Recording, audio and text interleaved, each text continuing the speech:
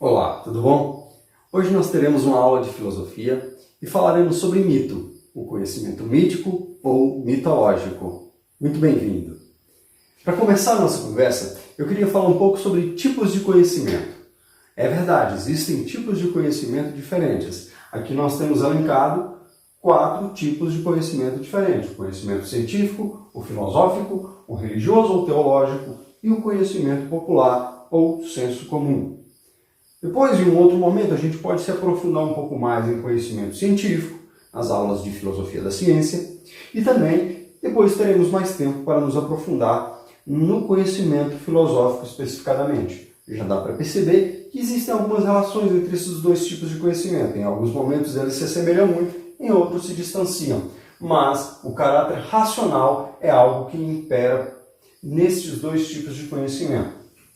Hoje, eu quero que atentem mais para esses dois tipos, o conhecimento religioso e o conhecimento popular. Eles são ambos conhecimentos valorativos. Isso significa que são produzidos mediante os fenômenos de valor que são constituídos historicamente e valem dentro de um determinado contexto social e histórico, portanto, cultural. São os valores dessas sociedades que produzem e, portanto, afirmam o valor desses tipos de conhecimento, tanto o religioso quanto o popular. O conhecimento religioso é inspiracional, não verificável e infalível. O que caracteriza isso? O conhecimento religioso ele costuma ser dogmático, quer dizer, que tem um valor de dogma. Ele vale mediante a autoridade religiosa. Esse tipo de conhecimento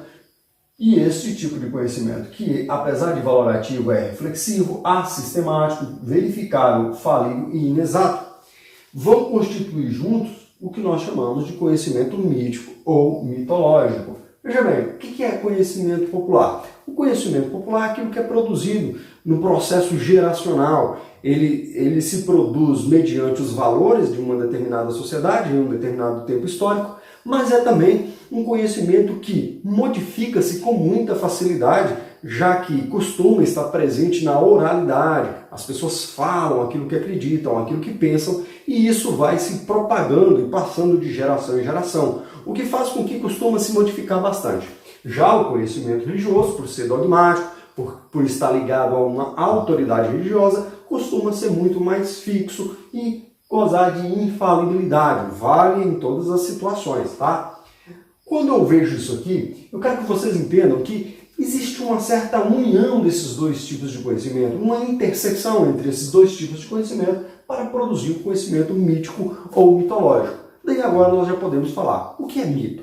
Mito costuma ser utilizado na linguagem cotidiana sobre diversos aspectos. É verdade que a palavra ganhou uma polissemia, quer dizer, tem vários sentidos. É comum que nós utilizemos mito para falar de uma determinada pessoa ou uma mentira, tá? As pessoas dizem assim: isso é mito, dando o significado claro de mentira. Tá, para filosofia e para mitologia, nós não falaremos de mentira, tá? Para começo de conversa, mito é verdade. Olha só, todo tipo de conhecimento, ele funciona dentro de uma estrutura própria, quer dizer, dentro de um status ontológico. O que seria status ontológico? É mais ou menos o jeito de ser de cada tipo de conhecimento. Eu posso, então, afirmar que existe um status ontológico para o conhecimento científico, um status ontológico para o conhecimento filosófico, um status ontológico para o conhecimento religioso e também um status ontológico do conhecimento popular. É o jeito de ser de cada um deles. E eles possuem validade dentro dos seus parâmetros, dentro de suas situações. Olha só, o conhecimento religioso, ele é verdadeiro, é verdade, mas dentro de um ambiente religioso, dentro do templo. Quer dizer, num ambiente científico, o conhecimento religioso, ele não goza da mesma qualidade que ele gozava dentro dos espaços onde ele é afirmado, onde ele possui mais valor. Então, todo tipo de conhecimento, ele se afirma para ser verdade. A mentira, diferentemente da verdade, a mentira é quando você sabe algo e você diz algo diferente daquilo que você sabe. Aqui não. O conhecimento mítico, que se insere dentro desses dois tipos aqui, é uma intersecção entre os dois, às vezes tendendo mais para esse, às vezes tendendo mais para esse, é verdadeiro. Ele não é uma mentira. Em outros momentos, a gente costuma também pensar em mito como o grande herói, o indivíduo que foi uma personalidade muito marcante na história de um povo, de um determinado evento. Tá, nesse caso, eu acho que até existe uma referência assim com a mitologia, já que é muito comum existirem histórias mitológicas em que um personagem heróico e épico foi grandioso o suficiente para marcar toda uma história de uma nação. É por isso que a gente fala então de Ayrton Senna, que foram um mito, Pelé, que foram um mito, e outros. Bem, é até possível sim confirmar que esta origem da palavra mito vem da mesma noção de mitologia que nós vamos falar aqui. Mas não cabe muito bem, porque quando eu falo de mito, o que eu estou querendo dizer? Eu estou falando de uma afirmação a respeito de uma realidade específica.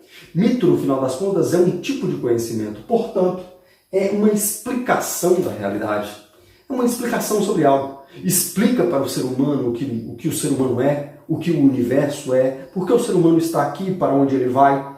O mito ele existe porque, desde que o Homo é sapiens, o homem teve perguntas, teve problemas e precisava de respostas. Só que as respostas que o ser humano alcançava durante a maior parte da história da humanidade não foram as respostas científicas e filosóficas. Não existia ainda um método científico, o processo de produção de conhecimento racional ainda não existia. Mas o ser humano já se saciava com as explicações míticas ou mitológicas.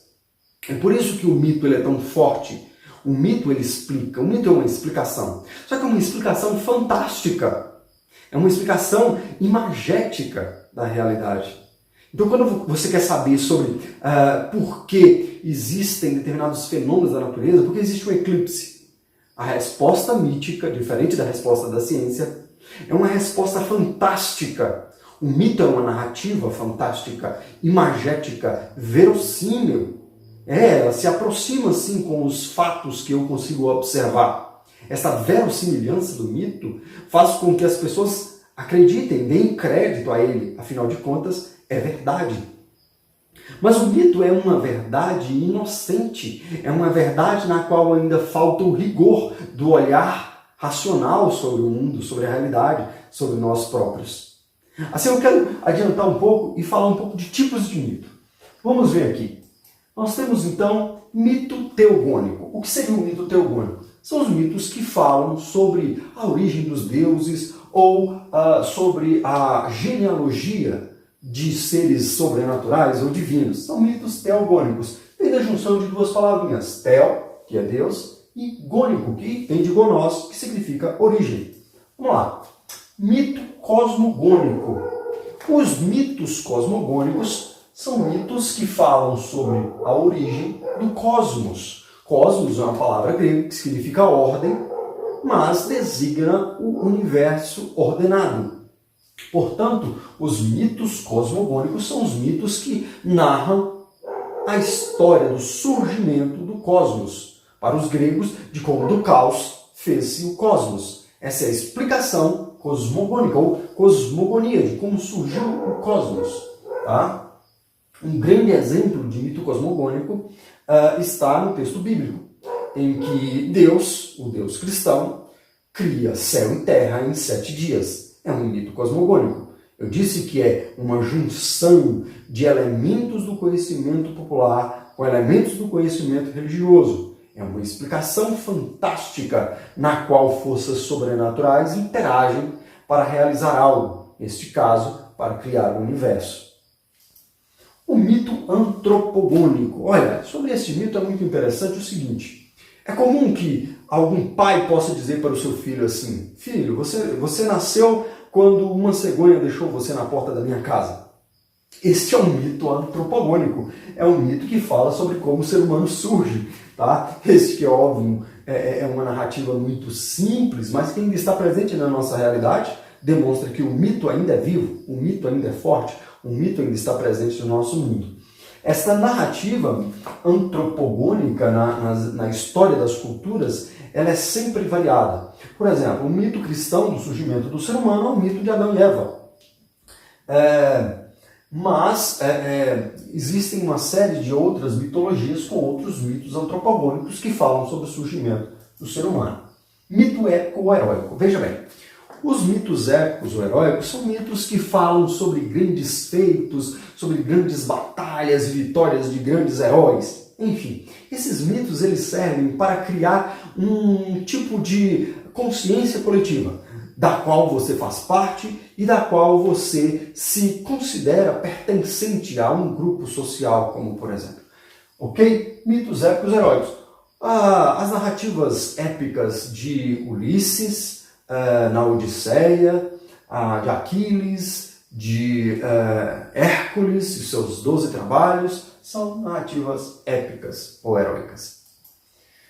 Mito naturalista. Olha, os mitos naturalistas são mitos muito comuns, na verdade. São mitos que narram, explicam fenômenos da natureza. Então, um bom exemplo de mito naturalista é o mito da ninfa Eco. A ninfa Eco, ela, em função de ser tagarela, dela falar muito, sofreu uma punição terrível dos deuses do Olimpo. Essa punição fazia com que a ninfa Eco nunca mais pudesse dizer nada que ela própria quisesse. Ela só podia, e então, repetir o que os outros dissessem. Para o sofrimento da deusa Eco, ter que repetir o que os outros dissessem foi tão duro que ela acabou se isolando na terra e se impregnando como uma névoa aos montes, às montanhas e aos vales. E desde então, quando alguém gritasse algo, a ninfa Eco escutaria e repetiria. E aquele som que você repete, que você escuta sendo repetido quando você está próximo de uma montanha, seria então a ninfa Eco te repetindo. Tá? É óbvio que a física vai nos dar uma explicação talvez muito mais lúcida sobre isso, mas o fato é que a verdade mítica vigorou por muito e muito tempo na história. E este é um mito muito legal. Tá? Então, mitos naturalistas falam sobre fenômenos da natureza. Agora você vai se lembrar, toda vez que você estiver próximo de uma montanha, grita e escuta a ninfa Eco repetir. Mito moral. Os mitos moral, ou mito do tipo moral, os mitos morais, são mitos que narram sobre quais os códigos de comportamento são aceitos e necessários para uma determinada sociedade. É óbvio que as regras morais elas são necessárias para a convivência minimamente harmônica entre um grupo social e o reforço dessas regras dado por um ente divino, sobrenatural, é sempre valioso para a manutenção daquela sociedade agregada. Enfim, mito moral. Um exemplo de mito moral é a Tábua dos 10 Mandamentos, erigida por Moisés lá na Bíblia, né? Um mito moral, ali são as regras de comportamento para aquela sociedade. Mito escatológico e mito soteriológico. Esses dois tipos de mito não são complexos, são mitos que falam sobre o que vai acontecer após a morte. O mito escatológico, tendendo mais a explicar o apocalipse, o fim do mundo, o fim dos tempos, e o mito soteriológico diz mais respeito àquilo que é necessário, ou os processos pelo qual o ser humano passa para a salvação, para a vida boa depois desta vida, né? Para encaminhar-se para os campos elíseos ou para o paraíso no contexto do cristianismo. Enfim, são mitos de pós-morte. Tá aí, gente. Então, vamos fechar o que a gente entendeu até agora sobre mito. Mito é uma explicação da realidade, mas é uma explicação fantástica da realidade. É uma explicação ainda inocente, da qual falta a racionalidade, a sistematização e o rigor que estão presentes na filosofia e na ciência. É por isso que os povos que já viam-se necessitando de uma explicação da realidade, mesmo antes do surgimento do conhecimento racional, mesmo antes da passagem do mito para o logos, já tinham uma forma de saciar o seu desejo de conhecimento. Para isso, utilizavam-se do mito.